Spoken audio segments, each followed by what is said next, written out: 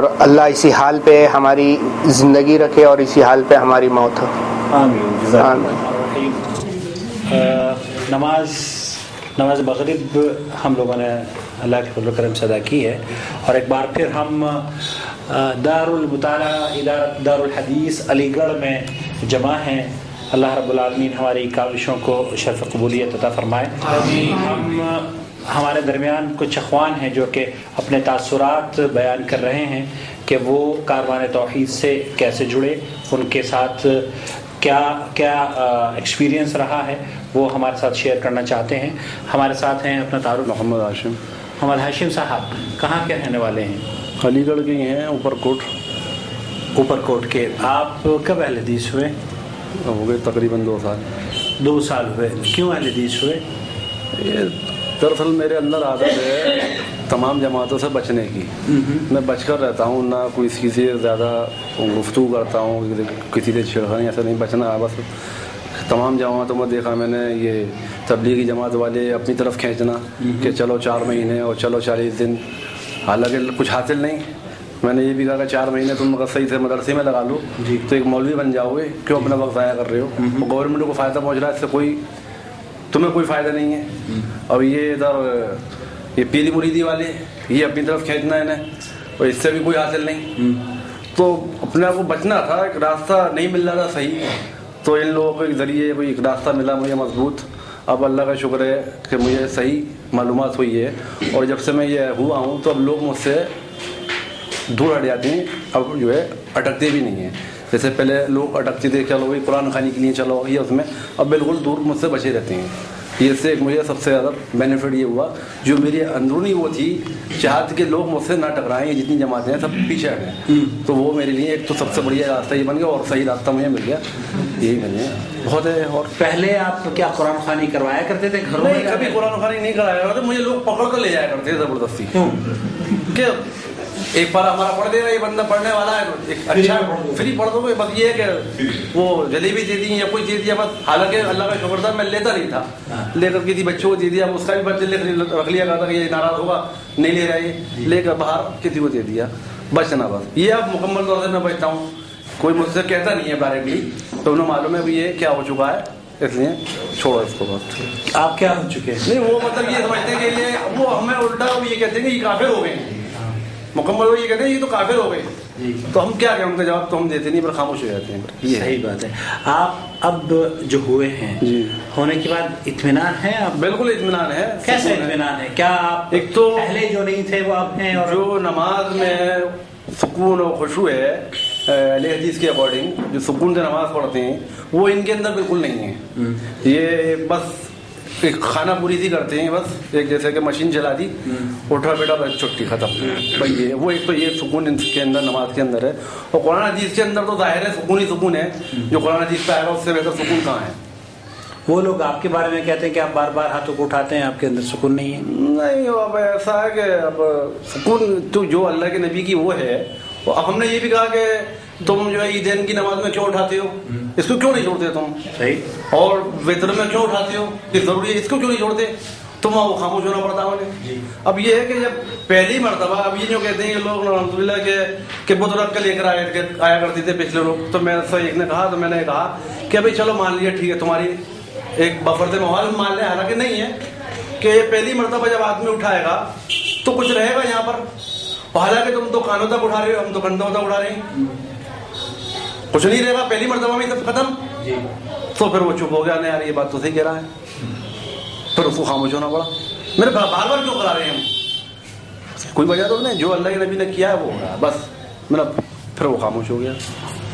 آپ لوگ جو اولیاء اللہ ہیں ان کو کس نگاہ سے دیکھتے ہیں؟ کیا ان کی تکریم اور جو عزت ہے اس کو آپ اس کو غلط ثابت کرنے کی کوشش کرتے ہیں؟ نہیں، ہم کیوں کریں گے غلط ثابت کرنے کی کوشش؟ بہرحال اللہ زیادہ بہتر جانتا ہے اولیاء اللہ کون ہے. صحیح بات ہے. انسانوں میں کون جانتا ہے؟ صحیح. اب یہ کسی نے کوئی کرامات دکھا دی، اب میں دکھاتا ہوں کوئی کرامات، حالانکہ وہ شیطان ہے میرے پیچھے، وہ جو میرا کوئی قبضے میں کر لیا وہ کر رہا ہے سب کچھ. ایسا کہاں ہے سب؟ وہ کرامات دکھانی ہونی تھی تو اس ٹائم میں بھی ہونی چاہیے تھی. اللہ کے نبی دور میں نہیں ہے تو کچھ نہیں ہے. اور یہ اللہ کے بارے میں تو اللہ بہتر جانتا ہے. باقی تو بھیا ہم کیا جانیں. वैसे क्या आप करामत दिखा सकते हैं? मेरे बाप कोई करामत और कुछ नसीहत करेंगे? बहुत शुक्रिया। जज़ाकल्लाह। अस्सलाम वालेकुम। वालेकुम अस्सलाम रहमतुल्लाहि व बरकातुहू। आप अपना तारुफ बयान फरमाएंगे? मेरा नाम नदीम है और मेरा ताल्लुक़ इंडिया से कस्बा करनेगंज ज़िला गोंडा उत्तर प्रदेश से है और मैं यहाँ जद्दा में तकरीबन 15 साल से रह रहा हूँ। माशाल्लाह।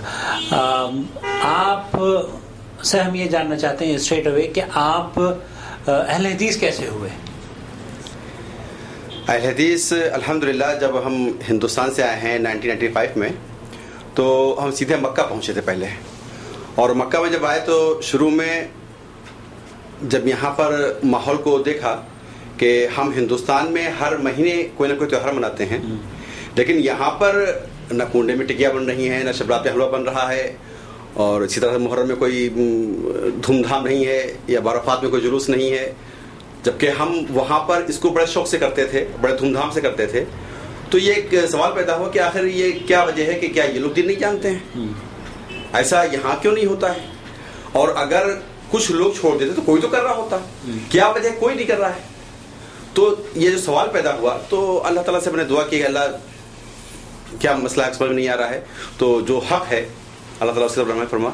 तो अल्हम्दुलिल्लाह कुछ ऐसा हुआ कि मक्का में जहाँ हम रहते थे एक दुकान पे सेल्समैन का काम करते थे, तो वहाँ पर हमारे दोस्त पर बुखारी रखी हुई थी। तो बुखारी शरीफ पढ़ना शुरू किया। तो शुरू में तो पढ़ा ये था जैसे कुरान को पढ़ते हैं नाज़रा तो सवाब मिलता है, तो बुखारी पढ़ेंगे तो सवाब मिलेगा, इसलिए से बात। लेकिन जब पढ़ना शुरू किया उर्दू में तो उसमें बहुत से मामला जो पढ़े कि अल्लाह के ऐसे चलते थे, ऐसे खाते थे, ऐसे पीते थे, ऐसे नमाज पढ़ते थे, ये मामला। तो जो मामले है उसमें से हम जिस दिन पे मौजूद थे उसमें काफ़ी फ़र्क महसूस हुआ।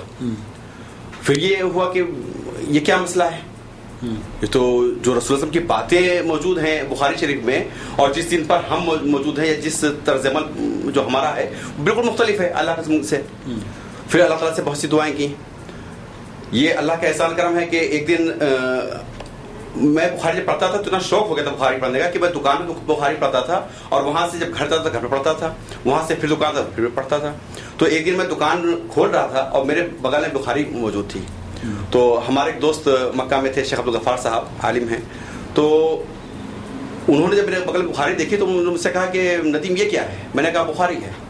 उस वक्त मेरी दाढ़ी भी नहीं थी, ना मैं दीन जानता था, वही पुराने दीन पे मैं मौजूद था। तो शेख साहब ने कहा कि नदीम तुम बुखारी पढ़ रहे हो? मैंने कहा जी हम तो मैं आजकल इसको पढ़ रहा हूँ। तो बोले अगर तुम्हारे से नौजवान बुखारी पढ़ने लगे तो वाला इंकलाब आ जाएगा। तो मैंने कहा अल्हम्दुलिल्लाह पढ़ तो रहे हैं। तो शेख साहब अल्लाह को ज़ाहिर दे, उन्होंने दूसरे दिन एक कुरान तर्जुमा से ला के दिया और उन्होंने कहा कि नदीम दीन दो चीज़ों का नाम है, अल्लाह का कुरान और रसूल सल्लल्लाहु अलैहि वसल्लम की हदीस। इन दोनों चीज़ से दीन मुकम्मल होता है, दोनों चीज़ का मुताला करो फिर तुमको दीन समझ में आएगा।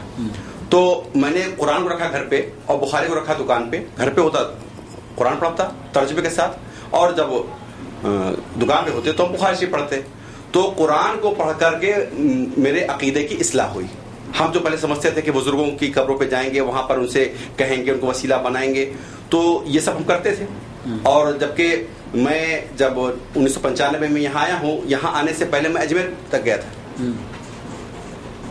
लेकिन मैं ये समझ सकता कि ये सुनते हैं, ये हजरतें पूरी करते हैं, ये हमारे वसीला हैं, ये हमारी बातों को पहुँचाते हैं। लेकिन जब कुरान को पढ़ा कि ये तुम्हारी पुकार क़यामत तक सुन नहीं सकते हैं, मुर्दा हैं, जिंदा नहीं हैं।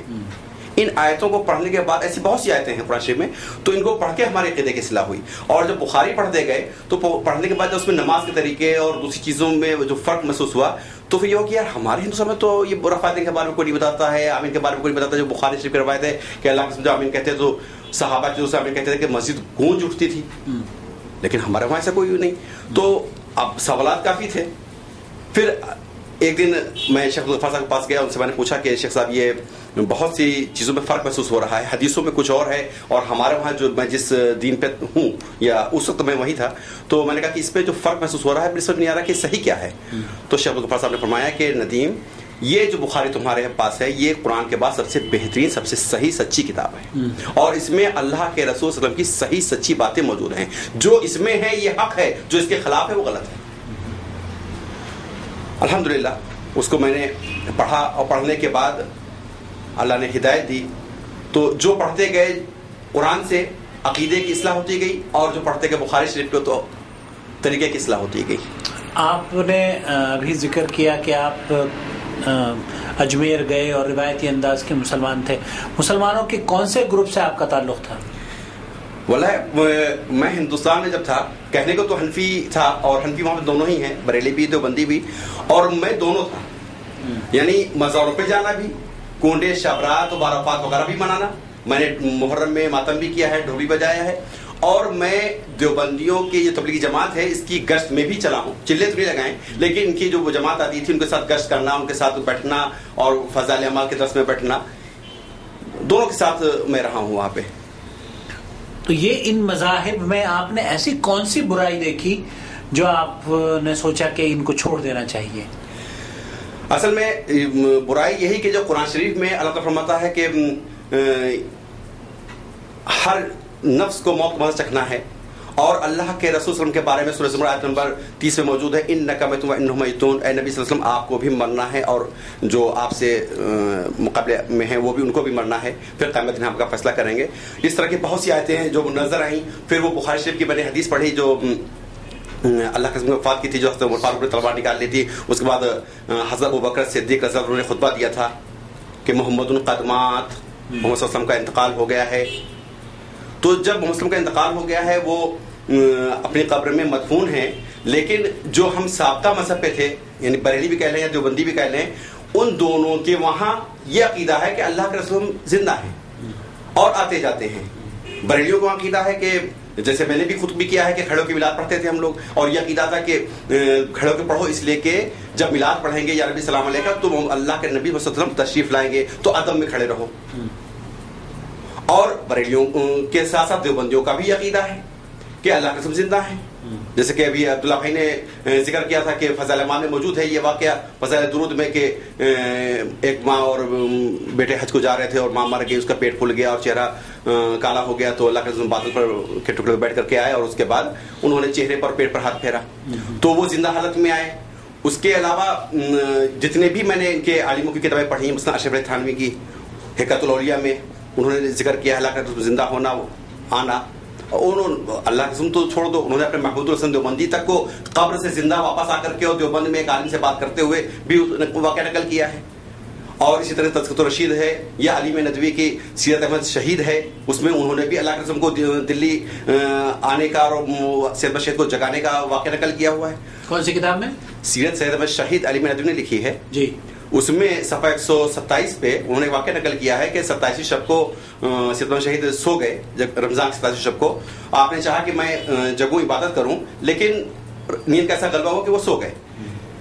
تہائی رات میں دو شخصوں نے آپ کا ہاتھ پکڑ کے جگایا، آپ نے دیکھا کہ آپ کے داہنی طرف اللہ کے رسول صلی اللہ علیہ وسلم اور بائیں طرف حضرت ابوبکر صدیق رضی اللہ عنہ بیٹھے ہوئے ہیں اور کہہ رہے ہیں چل اٹھ غسل کر.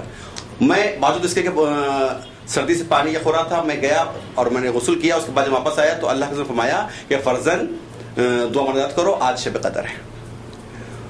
اس واقعے کو میں نے پڑھا تھا پہلے، یہ زلزلہ کتاب لکھی ہے قادری کوئی ہیں بریلوی کے عالم میں، انہوں نے اس میں حوالہ دیا تھا کہ سید احمد شہید میں علیم ندوی نے ایسا لکھا ہوا ہے.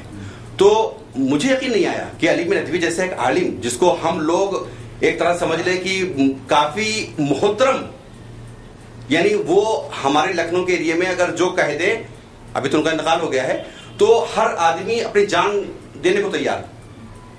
میں سوچا کہ یہ چلو غلطیاں دوسروں نے کی ہو لیکن کیا عالم بھی ایسی غلطی کر سکتے ہیں. میں خود ندوہ گیا، ندوے کی لائبریری سے میں لے کے آیا، میرے کتاب سامنے موجود ہے سید احمد شہید، اس میں یہ واقعہ مجھے نظر آیا.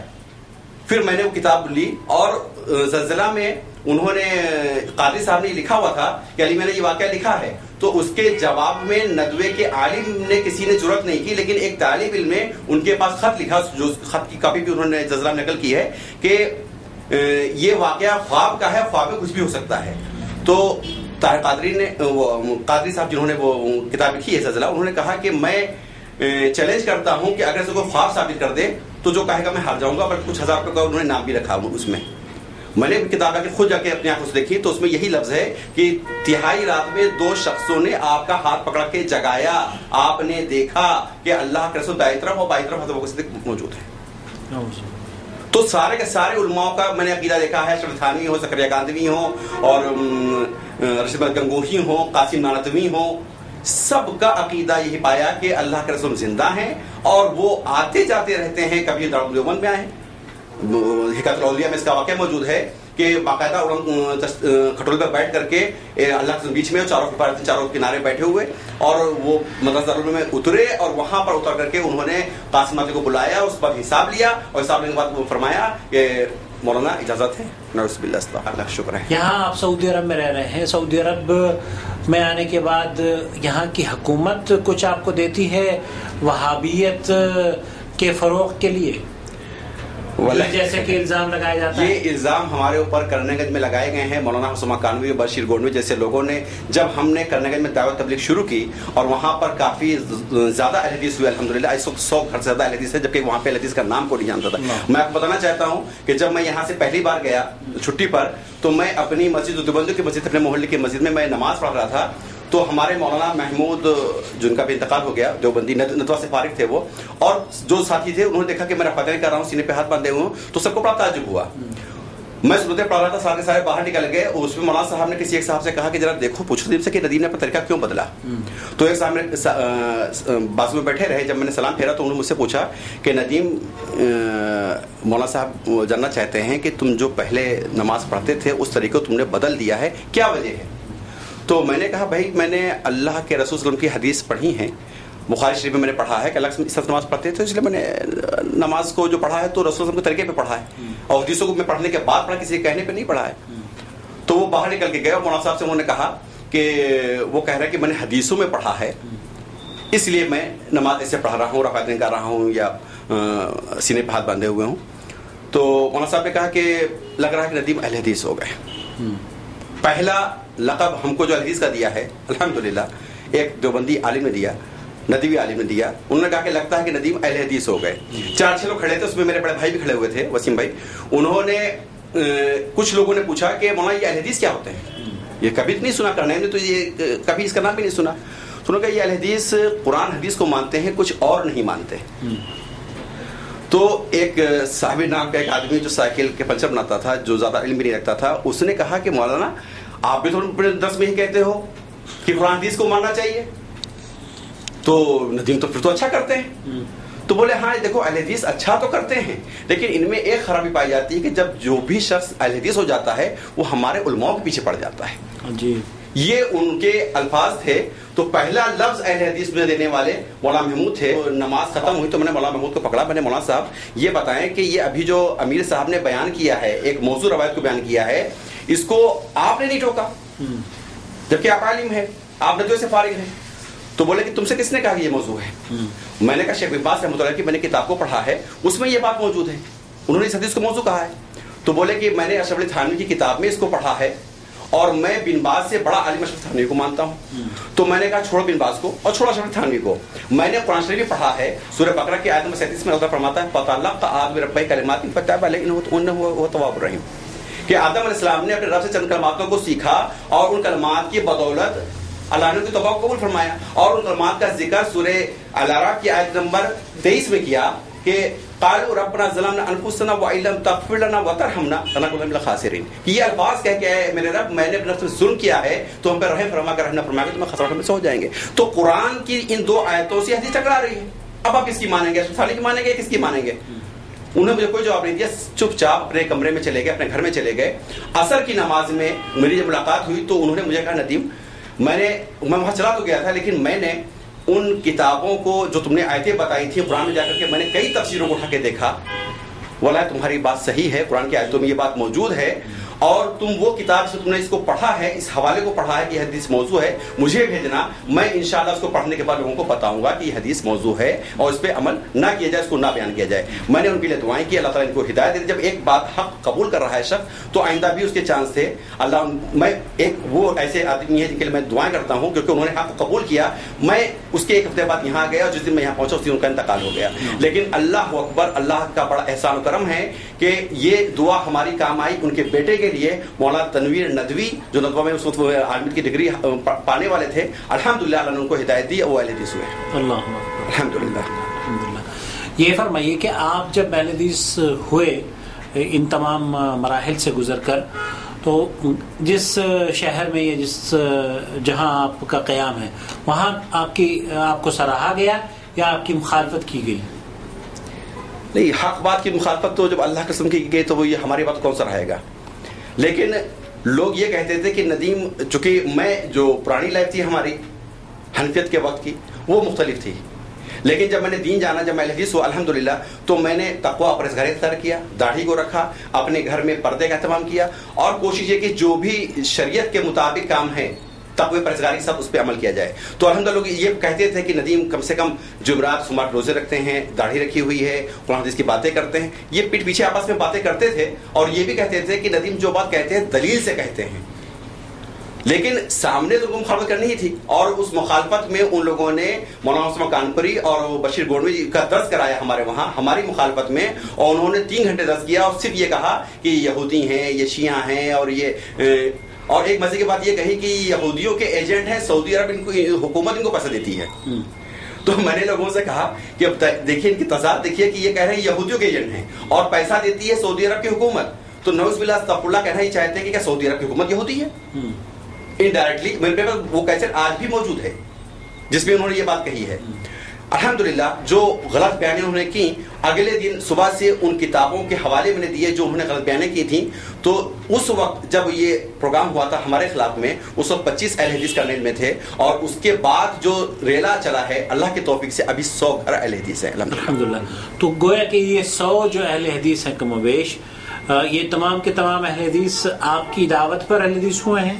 الحمدللہ ہم ہیں، اور ہم اہل حدیث ہوئے. اس بعد ہمارے ساتھ کچھ اور ساتھی جڑے، پھر ان سب لوگوں نے مل کر کے کوششیں کی کہ ہمارے گھر پر روزانہ ایک پروگرام ہوتا تھا. روزانہ عشاء کی نماز کے بعد 30 35 40 آدمی آتے تھے، تو ان کے سوال ہوتے تھے، اور جس طرح سے یہ کتابیں لگی ہوئی ہیں تو وہاں پہ بھی ہمارے پاس کتابیں ہیں. تو میں کتابوں میں ان کو دکھاتا تھا. میں جب ان کو بتاتا تھا، جب کوئی مسئلہ پوچھتے تھے تو میں کتاب دکھاتا تھا، تو بعض لوگ کہتے ہیں نہیں آپ بتا دیں. تو میں کہتا تھا کہ میں اگر بتاؤں گا تو تم جب جا کے کسی سے بتاؤ گے کہ میں نے ندیم بھائی سے پوچھا تھا، انہوں نے یہ بات کہی ہے، تو کہیں گے ندیم کے عالم ہیں، ندیم کو تم بات مان کے تم کیا ان کے مقلد ہو.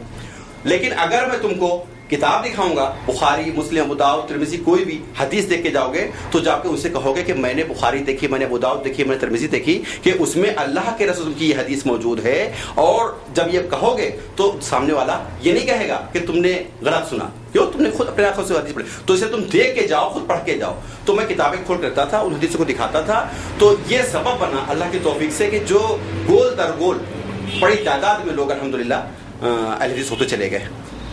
آپ جب اہل حدیث نہیں تھے تو اہل حدیثوں کے بارے میں کیا تصور تھا آپ کا؟ کیسے ہیں لوگ ہیں یہ؟ واللہ میں نے کبھی نام بھی نہیں سنا تھا. نام نہیں سنا؟ کیونکہ میرے شہر میں کوئی اہل حدیث تھا نہیں، دور دور تک نہیں تھا، میں نے نام بھی نہیں سنا تھا. حقیقت بات. اب جب آپ نام بھی سن لیا ان کا، ان کے علماء سے آپ کے رابطے ہیں، آپ خود اہل حدیث ہیں، ان لوگوں کو یا ان کے علماء کو آپ کیسا پاتے ہیں؟ واللہ حق پر اگر کوئی جماعت دنیا میں ہے تو صرف اہل حدیث ہے. کیا ان لوگوں کی دعوت میں ایسی کون سی کشش ہے جو کہ لوگ لاکھوں کی تعداد میں پوری دنیا ان کو قبول کر رہی ہے؟ اس کی وجہ یہی ہے کہ جو بات کہتے ہیں دلیل سے کہتے ہیں، قرآن و حدیث کا حوالہ ہوتا ہے، اور لوگوں سے یہ کہتے ہیں کہ مطالعہ کر لو، دیکھ لو، سمجھ لو، پڑھ لو، اور اس کے بعد عمل کرو.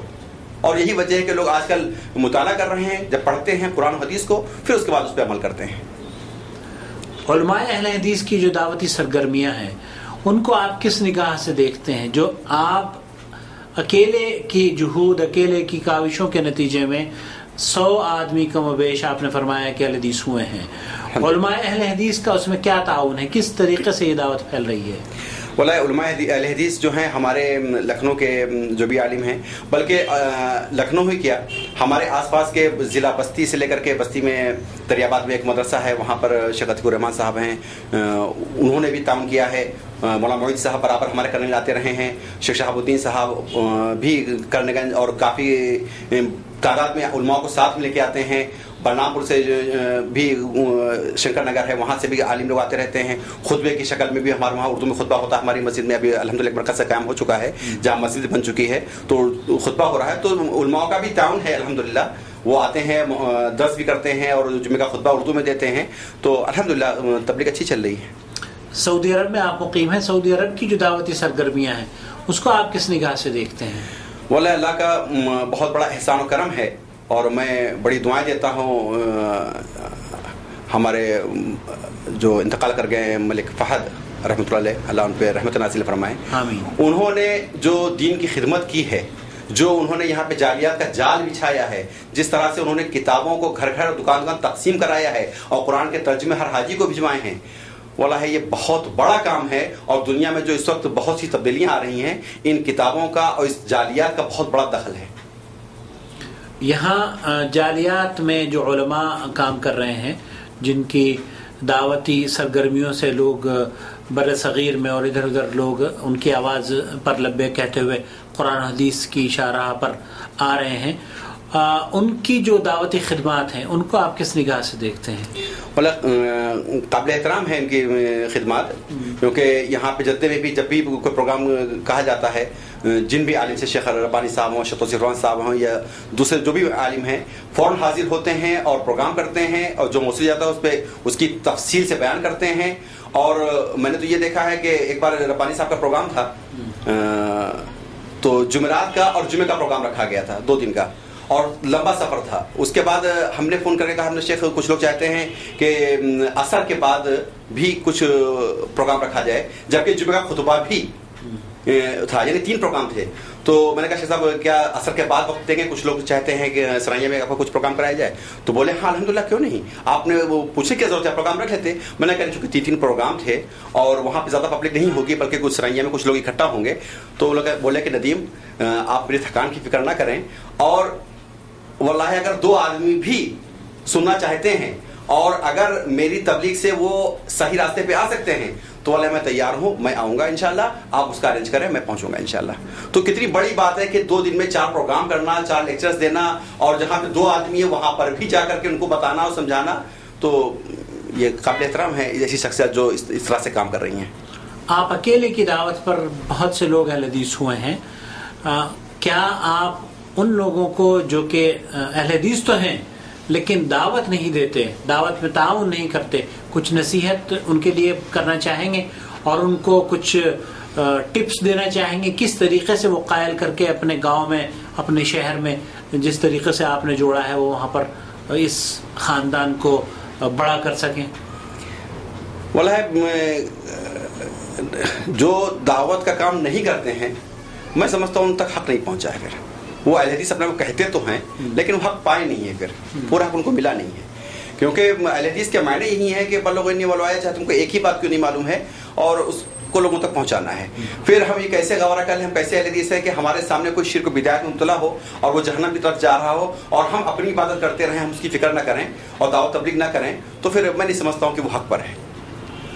اور رہی بات دعوت کرنے کا طریقہ، تو ہر ایریا کے حساب سے اپنا اپنا الگ الگ طریقہ ہوتا ہے، لیکن پہلے بہت پیار سے اور ڈھنگ سے ان کو سمجھانے کی ضرورت ہے، کیونکہ پبلک جب ان کو دلیلیں ملتی ہیں تو وہ مانتی ہے. علماء ہر طرح ہوتے ہیں، بعض علماء ان میں سے مان جاتے ہیں لیکن اکثر نہیں مانتے ہیں، لیکن پبلک حق کی متلاشی ہے اور جب ان کو پیار سے اور دلیلوں سے قائل کرنے کی کوشش کی جاتی ہے تو قائل ہوتے ہیں.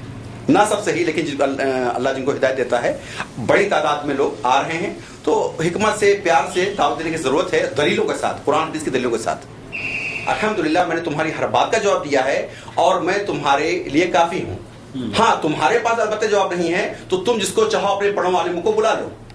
تو بولے آپ جاہل ہیں، میں آپ سے بات نہیں کروں گا. میں نے کہا فقہ حنفیہ میں ہدایہ کے مقدمے میں لکھا ہوا ہے کہ ہر مقلد جاہل ہے. آپ حنفی مقلد ہیں، آپ جاہل ہیں. اللہ کی توفیق سے اگر ہم کو 2-4 حدیثیں معلوم ہے تو ہم 2-4 حدیثوں کے عالم ہیں.